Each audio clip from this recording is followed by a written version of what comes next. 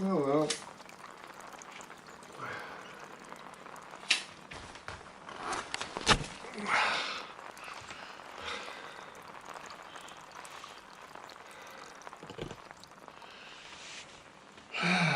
Right.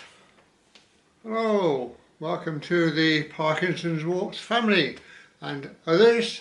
Why not join us? If you switched on just to watch the film, jump forward about 20 minutes and you'll find it there. Right, let's get on with today's business.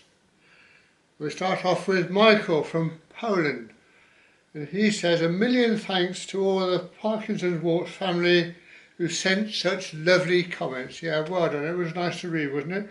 He says, "I'm now a free man, no more catheter. Hey! Instead I have to stay within easy reach of the toilet." Well, yes, probably worth the effort. The kind words and thoughts from all the contributors in this channel spurred me on no end. Well, we're a family, aren't we? We're the Parkinson's Walks family. Marilyn, the elder sister. Sorry, Marilyn. In a moment of madness, I had dedicated Marilyn as the elder sister. I'm not sure I got away with it yet. Says, "Best wishes to everyone with health issues. I could say wait until you get to my age, supposedly being the eldest around here." I can only say sorry, Marilyn, but you fit the part so well. Oh dear. She says, "I'm back with the Parkinson's group." She helped out with the Parkinson's group, which I'm sure they're eternally grateful. Excuse me. But I wanted some excitement, so decided on Friday, if I woke up early enough on Saturday, to go on the Saturdays only Northern train to Ribblehead, the Ribblehead viaduct and all that. Wow. The disadvantage to that, says Marilyn, was it meant being in Bolton by 8:30, which meant the 7:06 from my home station. 7:06 from the station, crikey. Oh, but she says it was so worth it. We got to Ribblehead just after 11.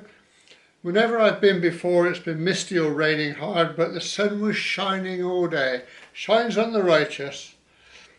When our trains work, she says, which they do for me usually, they are fantastic. Yeah, Marilyn gets everywhere by train. Wonderful. Thanks for that, Marilyn. West Country Wanderings, our Paul. The last time we heard from Paul, he was on his way down to Cornwall. Don't think we've seen the films yet, have we, Paul? Perhaps we have. Perhaps you will have done by the time this goes out. He says, "I'm at a very sunny Swindon station, about to go to the Steam Railway Gala." That's Steam in uppercase, which I think is the museum there. Yeah, brilliant.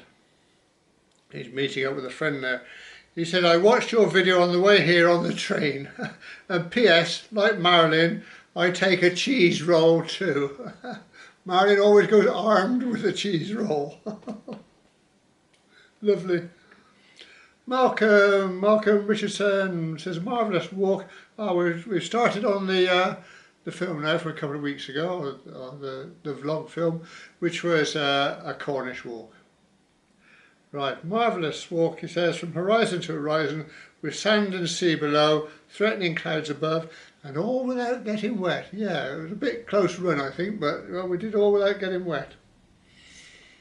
Engage on a shelf, asked Simon.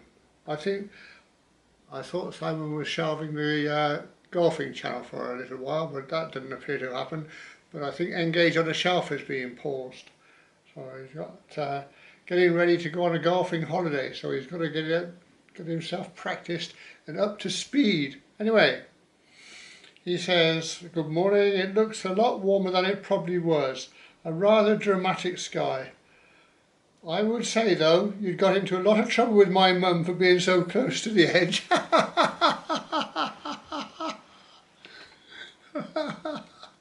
Simon's mum. I love it. Lionel and Mary Troubles. Lionel reckons he must have walked a few miles on that one. Yep. Couldn't do it now, but I did then. "We're going to Lee Abbey for my birthday. A 5-night stay. I'm lucky if I get a birthday cake." Crikey. 5 days, you lucky you, Lionel. Well done, enjoy it, mate. And happy birthday, by the way, from all of us at PW. Charles, all the way from America, says the greens and blues of your November ocean are marvellous. They made a good picture, didn't they? On this side of the Atlantic, he says, when November arrives, the water typically turns dull grey and violent. Nothing to marvel at. Well, it depends whether you like violent seas, I suppose. Charles, yeah. Right. David, all the way from sunny Spain. Oh dear. David says, we really are in the sick room this week. Oh. I was taken poorly on Monday and have a kidney stone passing through the system. I know that's painful. Wow. It's under control now, he says, but it wasn't much fun. No, I expect so. And he comments on the week before that, which was a first look at the Chalford viaduct, when Barry gave us a lot of the history and some history also of his house, which was pretty good. And David appreciated it. He said, I particularly like Barry's story of the area and his home. Today's walk reminds us that autumn is now arriving at platform 1. Yeah, it is indeed. It looked decidedly chilly as you set out on your own. Last weekend I made the annual trip to the local firewood merchant. Oh, firewood, eh? I always buy in the summer as it's bone dry and weighs less. He says, good tip for James here. No, James isn't tight, no, he's just careful. Donny, he said, I love a trip to the Shire off-peak, away from the hustle and bustle. Yeah, we always go to Cornwall off-peak. I could smell that fresh Atlantic air and feel it blowing out the cobwebs. The water looked so inviting, and I imagined having a paddle on the shoreline, feeling the cold, fresh water around my feet and ankles. Looks tempting, doesn't it? But usually it's freezing blooming cold. Jim from New Zealand says, stunning scenery, looked a bit chilly, but November weather can be like that for sure. No doubt the temperatures will be dropping again soon and you won't be so keen to venture out on new walks. But I hope you can do enough to keep active and keep us entertained. Well, me too, Jim. We might be stretching it a bit. Right, the film for last week then was a second attempt at Chalford. The viaduct there, did one a few weeks ago, I wasn't happy with that, had another shot at it. This is the result. And Trev starts this one off. And Trev's done one of his usuals, brilliant. It certainly is unique, he says, as one of the few viaducts that actually cut into a hillside, and at 19 arches long, must have been an incredible feat of engineering to construct. You bet your life. It's all right just looking at it and saying that's nice and carrying on. You have to consider what it might have been like to build it, brick by brick by brick. Wow. It says back in 2017, high tensile netting was used to cover a very large area of the cliff face above the viaduct which needed stabilising. Wow. Then in 2018 the viaduct underwent significant repairs and, as a result, all the vegetation between it and the canal was cut back, giving excellent unobstructed views along the whole length. It looked entirely different. Now in 2024, it just goes to show how quickly nature takes back control again. Being a member of the Permanent Way team at Pontypool and Malvern Heritage Railway, we are supposed to be removing a trap point tomorrow. However, the weather forecast is to be monsoon conditions, so much of the day we'll be sitting in the cabin drinking coffee, which will probably be the outcome. We're going to spend the day sat in the cabin drinking coffee and looking at the rain. Yeah, well, if you have had the rain like we had it, you definitely the cabin might have floated away. Charles from America. I take it the railroad thought it was less expensive or easier to build the viaduct rather than excavate a step in the hillside rock. He said, I think you were obligated to wave since the driver gave you your own special one horn salute. Yeah, the train went through, the driver blew his horn, I waved at the driver and missed the shot, but there you go, can't have it all. But yeah, I wonder, Charles, why they didn't do that, because if you go through the Rockies, you can see, look at the railway there, you've got the mountainside, and they just cut a notch in it and plonk the railway on there. They don't build fancy viaducts and things. So why didn't they do that at Chalford? It could have been a lot cheaper, couldn't it? No, I wonder. Possibly if the hillside was like smooth contour, you could notch in it, but perhaps it goes in and out. So that wouldn't have worked. Are you getting that? Right, grumpy old man, our Jim. We'll give you an A for all the effort you put in. Thank you, Jim, it's kind of you. There's obviously no flat ground around Chalford, very little, it's in very short supply. Next time we will rent you a helicopter, he says. The fallen leaves remind me of my favourite season. Beautiful, take care, Jim. Yeah, the autumn weather coming up. James from Canada. James from Canada. He went missing last week. He's having electronic problems, he reckons. Excuse me. He said, I think waving at the driver is definitely more important than getting the shot. Well, you would, James. Yes. He said, that's a great idea with those squirt bottles. I wonder if that would work on OVM, the official virtual mascot, when she exhibits antisocial behaviour. Only one way to find out. I'll report back. I suggested to James that he could report back, even if he was in hospital. Michael does. Barry, reported in late, Ronnie says, please don't put me on Jankers. Oh, well, I'm no good at peeling potatoes. Yes, definitely deserve a mention in dispatches for your tenacity, he says. I was going to say persistence, but I couldn't spell it. I can't even say it. Well done, enjoyed the video. Thank you, Barry. Donny, I like this area very much with streams, trees, fauna, flora, and of course the ancient tech and engineering that's been absorbed back into nature. Yeah. David, Spain. That's David's view on it. He said it was a lovely walk and you were rewarded with some autumn sunshine and enough fallback.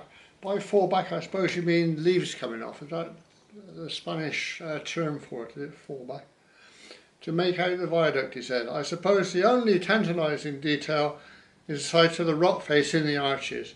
It made me think that there would need to be periodic inspections and there will be a way to access it. Yeah, but perhaps that's done by approaching from the track end of the viaduct and gradually making your way along. I wonder, because where you can see the base, there's not like a path or a track that you would expect the engineers to walk along, so perhaps they're lowered from the top. He says, autumn is closing in on us too. That's in Spain then. We have a wet and stormy weekend forecast, but it's often forecast but never arrives. Oh, lucky you. We find if they say it's going to rain, it rains. If they say it's going to be sunny, it isn't. A kind of reverse Michael Fish, he says. Michael Fish famously said there was not going to be a hurricane, and there was. Excuse me. The good thing, says, where am I going? The good thing, says David, is that I have officially opened the walking season, and on my first jaunts out, I'm making a big series now. I've lost the track. Let me start again. The good thing is that I have officially opened the walking season, and on my first jaunts out, came back with some holm oak acorns. Oh, holm oak. You'll get those in the ground and see what happens then, David. Pete Payne. Another great adventure. For a minute I thought you were going to attempt to cross the canal by the fallen tree, which would have been most entertaining. Yeah, it would have been entertaining for you lot. It would have been a rather damp experience for me, I fancy. Engage on a shelf, Simon. Very confused by the rope mark, Burns says. That's where you can see where the bridge uprights have been worn away by years and years and years of ropes being passed along them as the barges were pulled. Rope burn marks. You would normally see them where the towpath goes under the bridge, true, but I think I finally worked it out with the horse going round rather than being unhitched and rehitched, the barge having the momentum to carry it on under its own steam to the other side. Awkward though, he says. When I was up the Midlands on a barge, what were you doing on a barge, Simon? They had a spiral affair bridge for the horse for when the towpath changed sides. A wonderful invention. I've seen photographs of that, yeah. Where the towpath changes side, normally you have to unhitch, take the horse across and rehitch on that side, but this sort of went up and back onto that side and the other one went the reverse way, I suppose. Yeah, looked very interesting. Right, so that hopefully explains all that then, Simon. Jim Nicholas. Jim from New Zealand. We were conversing back and forwards a bit about what we used to be able to do and what we can't do anymore. And Jim said, sadly we're not getting any younger, Ron.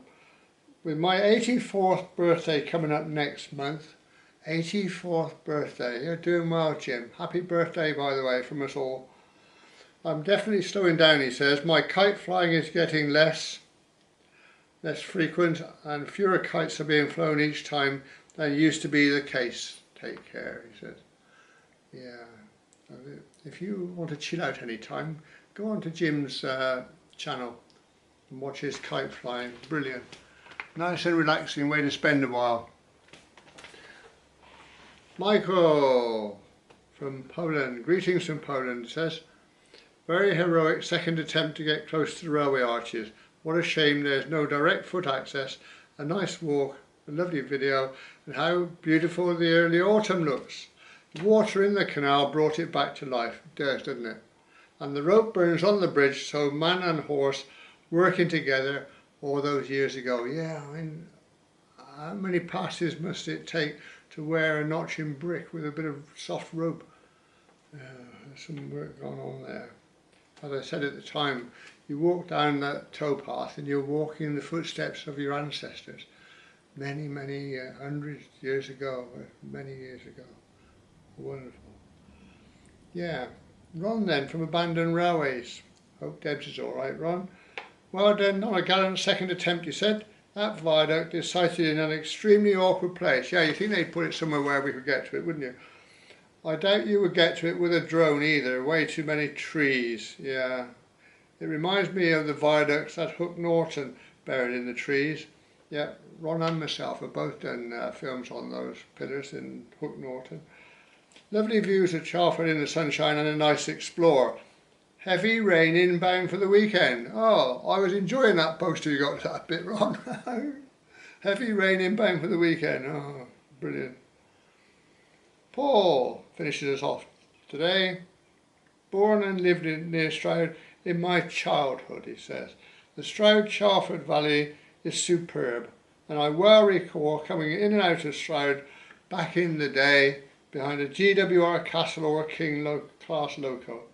They used to struggle a little going up through the Sapperton Tunnel and into Kemble, but then many years later along came the 125s, which were doing it at 100 miles an hour.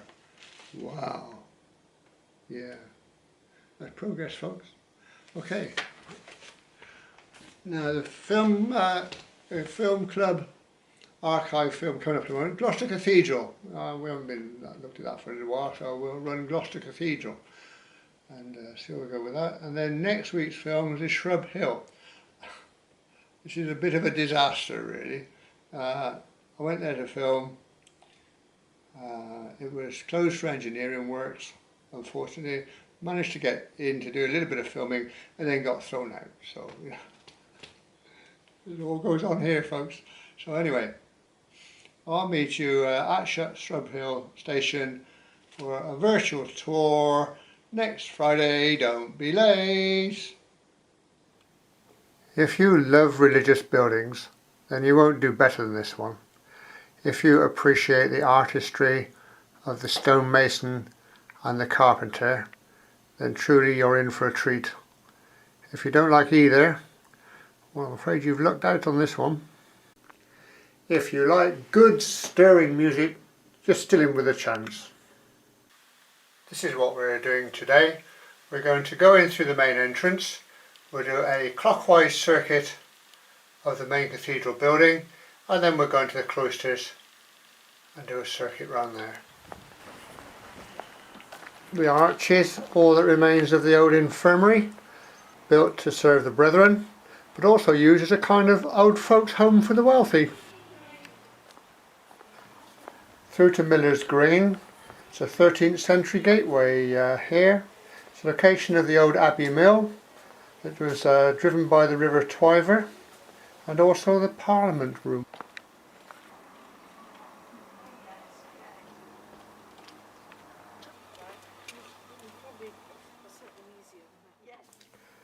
The cathedral itself can trace its origins back to 679, when King Osric built a monastery here.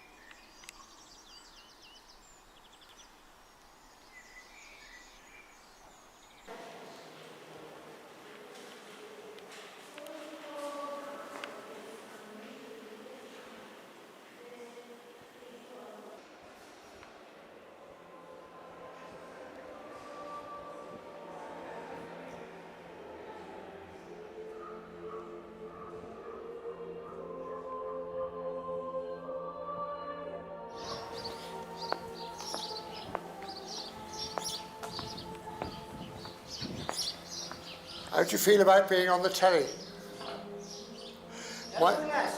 Sorry? How long will it last? Oh, a couple of hours. Yeah, it does well. How many years have you been here now? How many? Quite a few. I bet you have. I bet you have. My son works in Birmingham, and he used to come here ever so often, and he misses it. So he asked me if I'd come out with my camera and film it. So I've got to film you because you're part of the fittings. Take care. Bye bye.